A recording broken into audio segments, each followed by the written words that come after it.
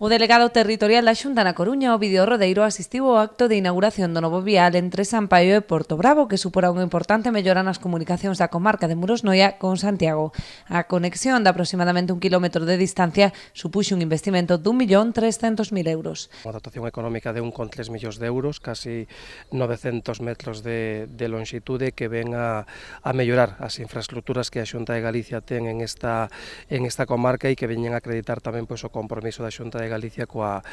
comarca de Noia, coa posta en marcha desta infraestructura que vai a permitir sobre todo reducir os tempos de conexión coa vía de altas prestacións e polo tanto reducir tamén en 5 minutos o tempo de chegada e de comunicación con Compostela en 5 minutos, ademais tamén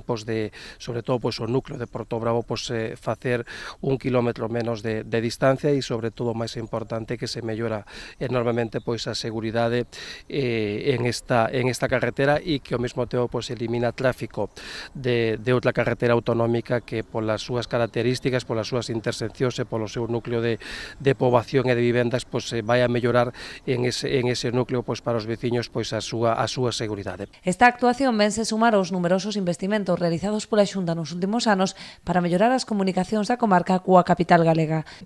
Trátase dun investimento que pon, digamos, unha continuidade aos xa realizados por parte da Xunta de Galicia ao longo dos últimos anos, investimentos que fixeron posible a construción da autovía de Santiago a Brión, o corredor Brión-Noia, a propia variante de Noia e tamén ese enlace de Sampaio que entrou en servicio fai uns anos e agora esta actuación que enlaza a estrada comarcal da carretera da estrada Noia-Santiago ca estrada comarcal AC308 Noia-Padrón. Ademais da reducción dos tempos, esta obra suporá unha importante mellora da seguridade, eliminando boa parte da circulación rodada dos treitos urbanos.